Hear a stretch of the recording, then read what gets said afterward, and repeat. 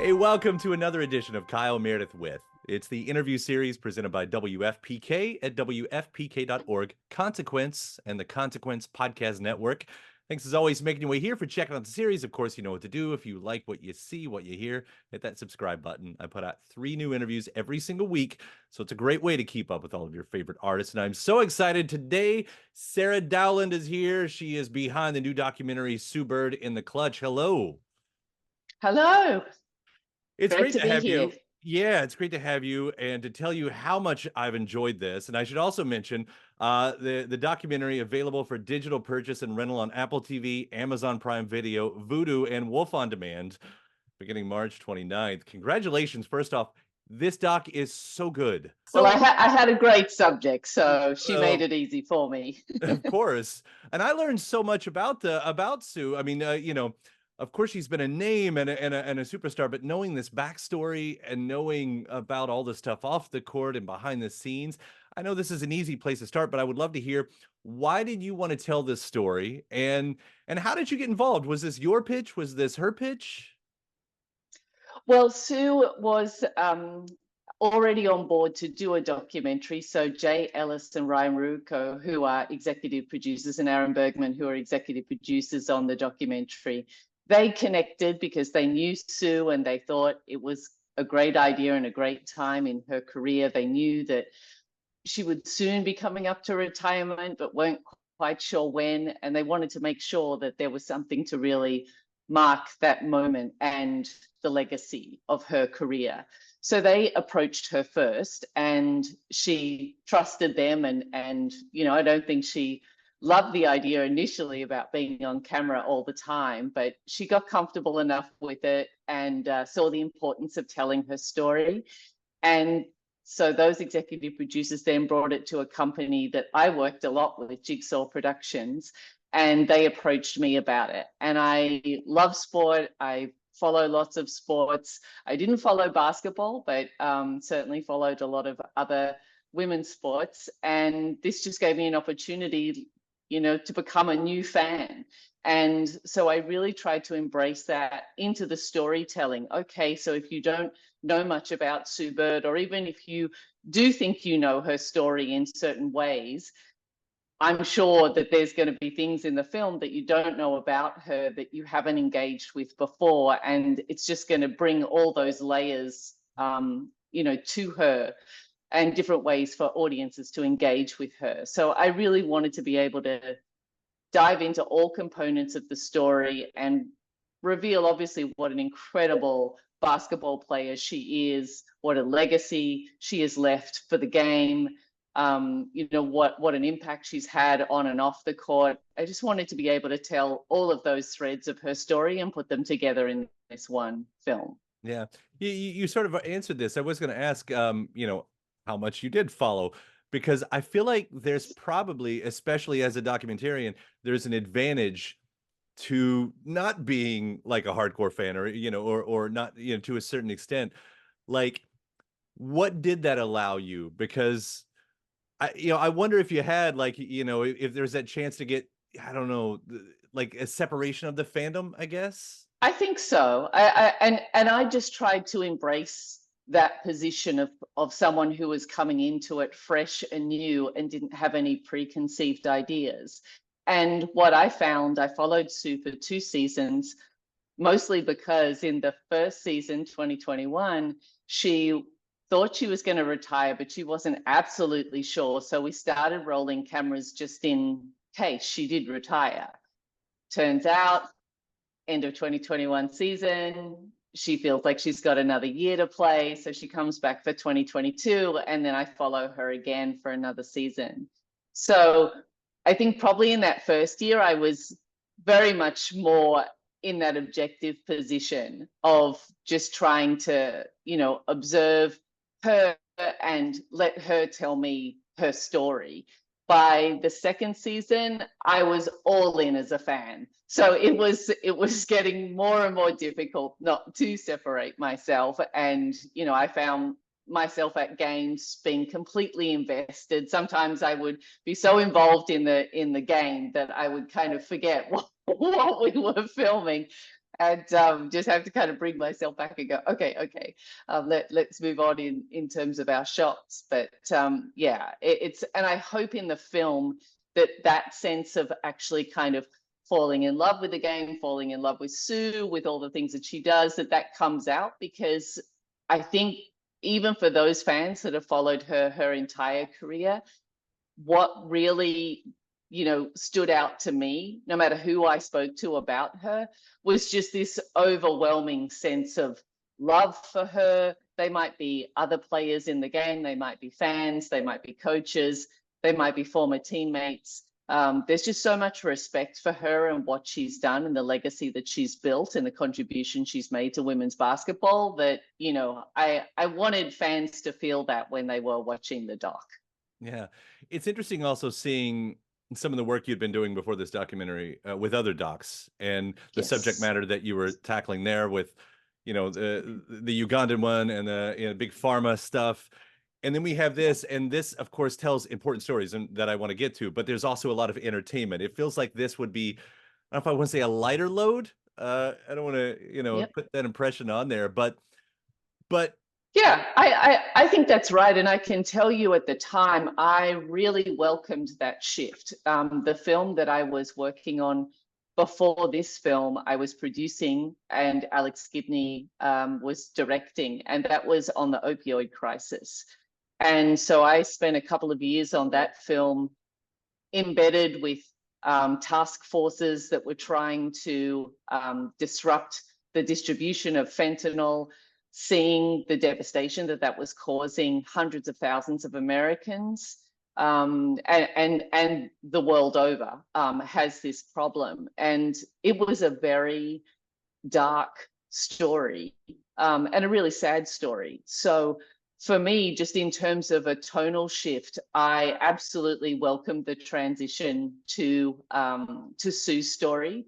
I really felt like, even as I was kind of looking around myself and seeing what was kind of going on in the world, that an uplifting story actually could just be the perfect antidote that we all need at the time. So I just fully embraced that and thought, you know what, actually, this is how sports make a lot of people feel. That's why we're fans. That's why we follow it. We like to be able to just go, we can check out. We don't have to worry about our personal problems. We can just invest in the dynamics of the game. We can, follow our favorite athletes. We have rituals around the game. It's community, it's sharing. And I just felt like those were all great things that I wanted to tap into. Yeah. Do you get a sense then, as you do this, like why do we care so much about athletes? I mean, we hear these moments, there's always so much about inspiration, about being our best selves, but why is it that we fall for these people? Well, I mean, I can certainly say in the instance of Sue, it's it is humbling to have been around her, because she really just carries herself in such a humble way for somebody who has won so much. But I think for female athletes, and particularly in looking at Sue's story, she's been at the top of her game since she was really in high school. And this is someone who has won, 4 WNBA championships, a couple of NCAA championships, since we're in March Madness and talking a lot about that. 5 Olympic gold medals, historic, 13-time All-Star, all these things. And yet for a lot of the women who are at that level, they're not household names. They have never been paid, the kinds of pay that we see for our male athletes.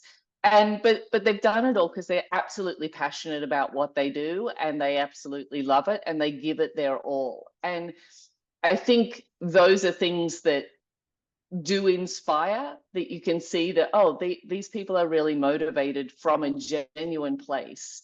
There hasn't been all these other things that have gone with it that have attracted them to the game.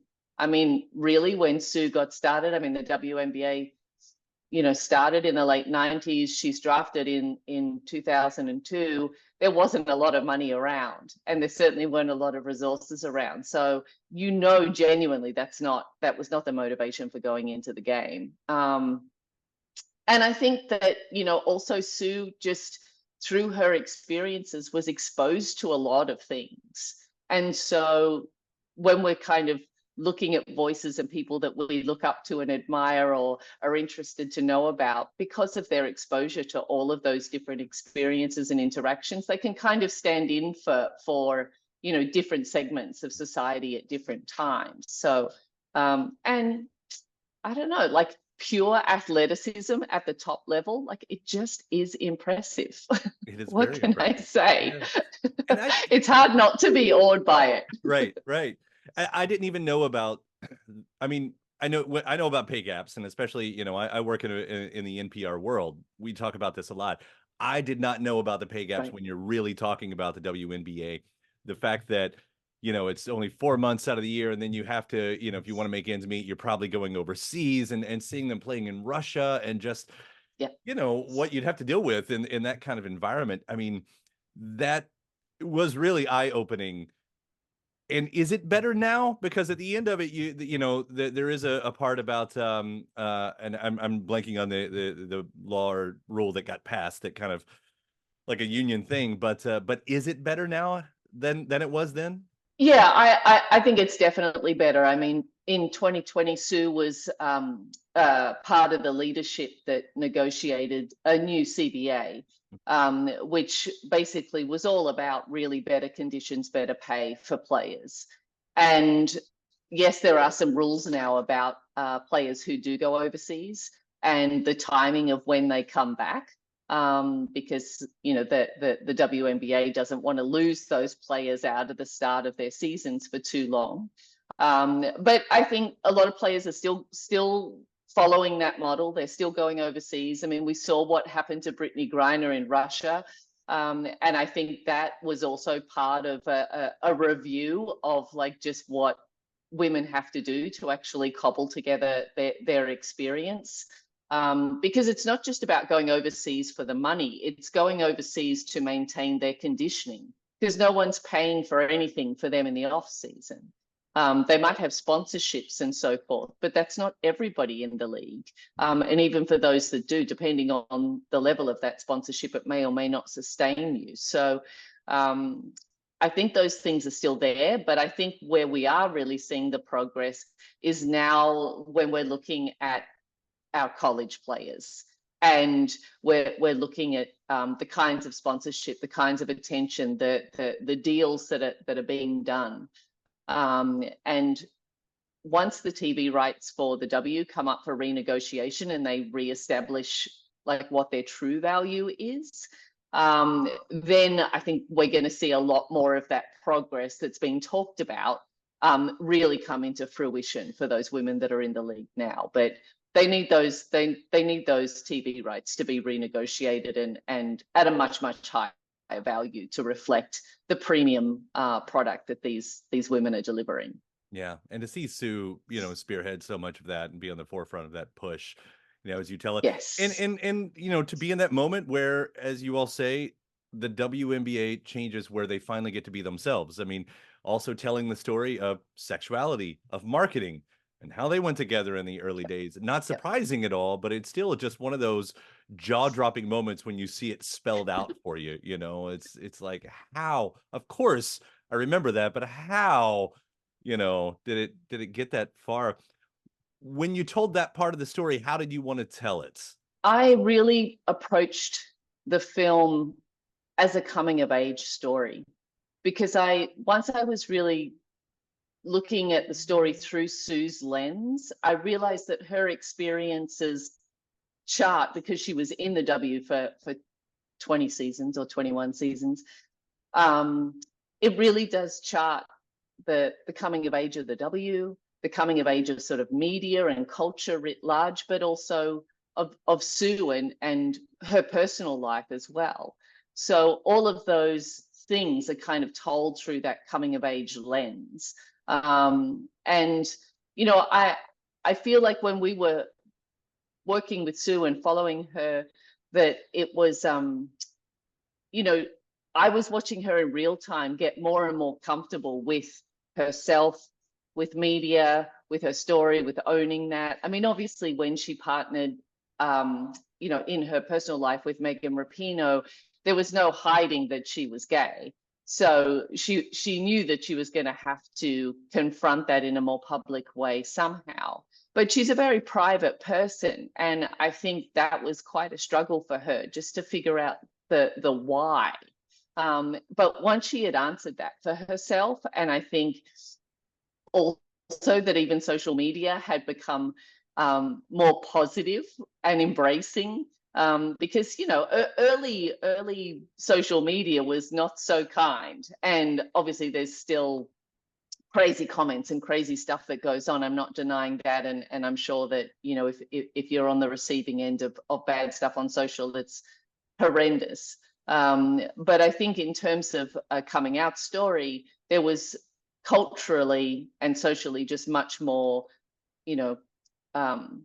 support around that. So, that's reflected as well in the film, because Sue was really experiencing that real time as we were filming her. Yeah, and just to get to be part of that moment, to actually see that Yeah. unfold. I mean, and by the way, you mentioned Megan. I have to imagine, I mean, the talent between the two of them in a room Crazy. must emanate in some way while you're in there. That's It's crazy, and that I will say many times I had pinch me moments, because I would think I am just like standing right next to or speaking with two Olympians, like two elites, two champions, who are just the best at what they do. And that is really, quite awe-inspiring to be around them. But they are both also, regular people with regular lives, but who do these extraordinary things in certain moments. right. And both of them, I think what is incredible is both of them are really known for stepping up on big stages in critical moments, because that's not every athlete's deal. And but some really thrive on how they perform under pressure, and both of them do. But part of the reason I wanted to keep there's a scene in the film where Sue and Megan are looking at all of, Sue's, but also some of Megan's Olympic gold medals and her championship rings, and they're talking about them, and Sue just has them hidden away in like shoeboxes in a closet, which I just couldn't believe. I thought if I won those, they'd be hanging everywhere. I'd be wearing them around the house and reminding myself of my wonderful achievements. But And Megan leaving that's hers not. in the police station for 2 years. I I know, it's just like, what? You would think it would be the most precious items that they would own, that they would be in glass, Right. in a cabinet somewhere.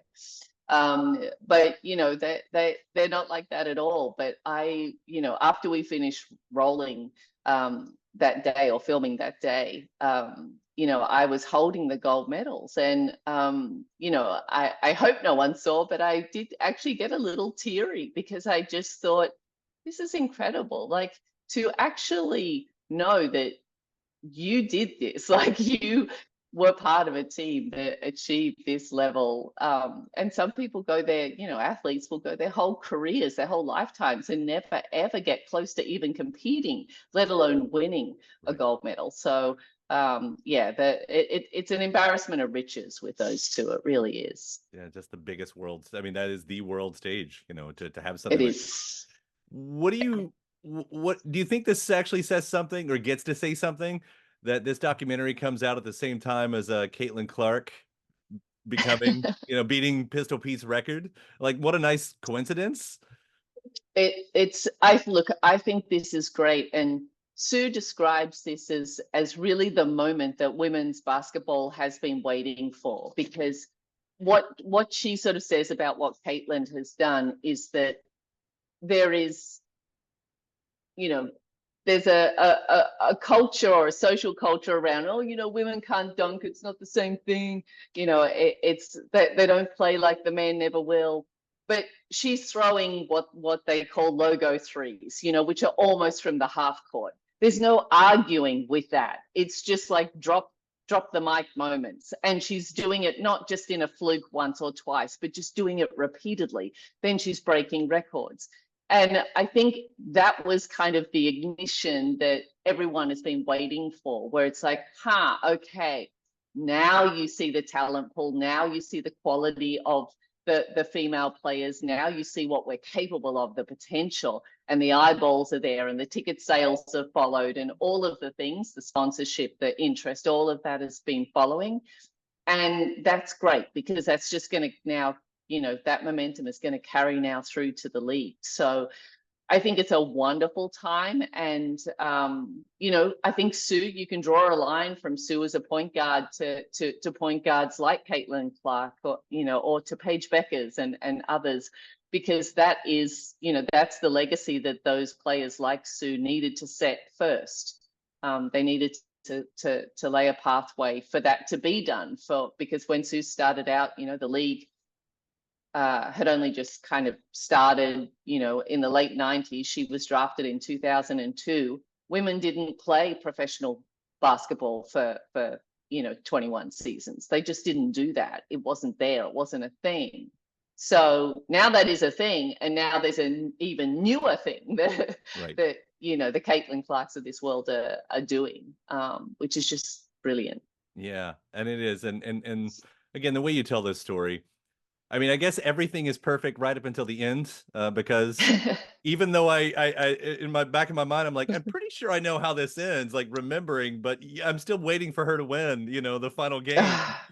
When that happens, here you are, you're doing this for a couple of years, and I know that's got to be a part of it. Like, oh, what if they win? And that's how she goes out on top. Of course, it doesn't happen like that. Did that affect how you all were wrapping up at all when you were finishing this? I mean, I think I stood, as many fans probably did, just still in the moment for just the longest time when it was over for them in the playoffs, because I just couldn't believe it. I think Sue had also such a record of winning, and that somehow it just seemed like, but that's the perfect ending to the story. But I feel like the ending, obviously, I mean, it is what it is. I can't make it anything else. But that is really the story of sports. It'll break your heart. Right. It'll also capture your imagination. And it's all of those things in terms of the highs and the lows, the drama, the wins, the losses. And really, the story of this film was about her legacy in its entirety. And it's never about just one moment. It feels that crushingly so, at the times when you're dealing with loss. But actually processing, big things like that, that's all part of it. And I mean, of course, for the film, yes, we would have loved to have seen Sue go out with a fifth championship. Sue would have loved to have gone out with a fifth championship. But yeah, but that wasn't to be. But you know what? Those playoff games, her record during those games was absolutely insane. And I know for a lot of people, we focus on the threes or like the big clutch moments. That's obviously what the film in many ways is about, is her being able to come up big in those key moments. But for me, the stuff that I always loved watching about her was her passing, her playmaking. In those playoff games, like there were games where she was having like 0 turnovers, and those things, it's those things that make the difference in playoffs. Those are the things that win championships. So yeah, that she was doing that at 41, at the end of her career is phenomenal. Yeah, I can't. I'm 42. I can't imagine. Not in any kind of shape like that anyway, but no, I wouldn't have been doing that for a few years. But that's also the thing that is very obvious. Like, this might be the end of this career, but it's not the end of her story. It might be the end of this documentary, but it's not the end of her story. Like, do you get a sense of what the next chapter for her looks like? Well, she has a media company that she's launched with Megan Rapinoe, A Touch More. and she is also a co-founder of the production company Together. And I think for Sue, the most important thing and a big reason why she agreed to do this documentary is to get those stories about female athletes out there. That there are so many, and they're so there's so few of them in compared to how many that we have of male athletes, and it would just be good to allow fans more access and more ways of interacting and knowing the history, the future, who the stars are, what are the different sports, what do they have to do to be elite, all of the things that come with their careers and what they do. I know Sue feels very committed to being able to tell more stories, not just her and Megan's story, but other athletes, and not just in basketball, but in other sports as well. Yeah. Well, that being her next chapter, what's your next chapter? Well, it'll be another documentary. So I'm just working on pitching a few different ideas at the moment. And what I love about what I do is that it's just, there's so many different topics and stories to follow. I did really take from this film, though, that doing a story that is positive and has some good to leave on the world is definitely very energizing, and it's something that I really enjoyed and loved. Having a female at the heart of this story was also something I really liked. For some reason, I thought, I seem to have just done a lot of stories about a lot of guys doing nefarious things. I need to change that up. But I mean, they're all important, and I just try to sort of take my cues from who are good characters. Like if I want to get to a theme, or I really want to tell a particular story, where what I really look for is a good character or good characters that are going to be able to get at the story through their lens. And that just gives it a point of view. And that's the way I really like to select my films. Yeah. Well, to have been on such amazing projects, even in the earlier part of your career with those big budgets, when you were doing Harry Potter and the Matrix and V for Vendetta and all of those, Yeah. like it's such an interesting career trajectory for you. Like coming from that world and now predominantly in this world, like what is it? What keeps you here? Why do you, what is it about docs that has won you over? I think it's the ability to just focus on the story. And I mean, visual effects, and actually I still get asked to do visual effects a lot, which is crazy.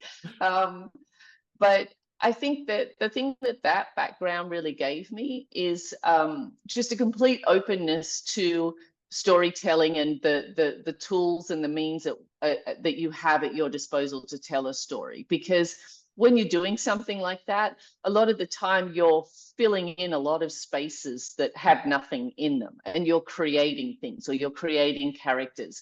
Actors might be just against a green screen, or there may be no landscape there, or whatever it is. And you have to create an entire world, and you have to visualize it and figure out how that's going to come into reality and actually exist in the world of the film. And it was when I was actually in that role that I met Alex Gibney, the documentarian, who I've had the good fortune of collaborating with a lot over the last decade. And he was doing a film called We Steal Secrets, the story of WikiLeaks. And he needed someone who understood how to make graphics part of the storytelling. And so we met on that project. And it was just the perfect combination to me of using all of the things that I did in the digital world for storytelling in a documentary. And I just loved it. I was absolutely sold on that combination. So I said to him after that, if you have another film that takes this type of storytelling even further, I would be all in. And he said to me, well, might be your lucky day, because I'm actually doing a film called 0 Days. And that was about the Stuxnet malware, which the film is really about cyber warfare. And, this worm that was put in to disrupt centrifuges in Natanz in Iran, in the nuclear facility. And that really needed a lot of, visualization to be able to explain it. And that for me was just like a perfect transition. And so I think after that, I just, felt like I like becoming a sort of mini expert in all these different worlds that bear no relationship to each other. You can be, because someone asked me the other day, but how will you know what questions to ask if you're not a lawyer? And I'm just like, well, because I will become like a little mini lawyer just around this particular subject. And of course, I will also consult with lawyers to help me get the wording right and understand it. But I guess that's just kind of something that I enjoy doing, is just becoming that little mini expert, but also knowing, oh, look, I've got all these tools and devices and ways of telling this story. If I can't film, then I know how else I could make a film in a computer if I needed to. So, yeah. Yeah, that's interesting, because you become that mini expert at all these things.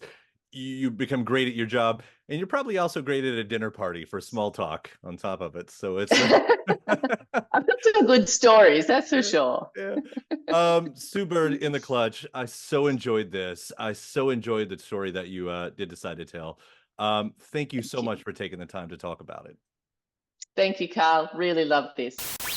And thanks to my guest. Also, thanks to you for checking out the episode in the series. Before you get out of here, hit that subscribe button. Again, you get 3 brand new interviews every single week. New one every Monday, Wednesday, and Friday at right here on YouTube, or of course anywhere in podcast land, including iTunes, Apple Podcasts, Spotify, Podchaser, NPR, or WFPK.org as well. A great way to keep up with your favorite artists and discover new ones as well. Then after that, actually head over to WFPK.org. That's where I do a show Monday through Friday, 6 p.m. Eastern.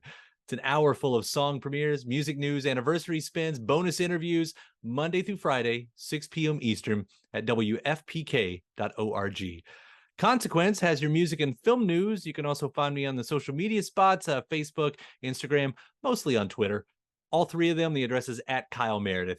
Do hope you like and follow along. That does it for another edition. I'm Kyle Meredith. I'll see you next time.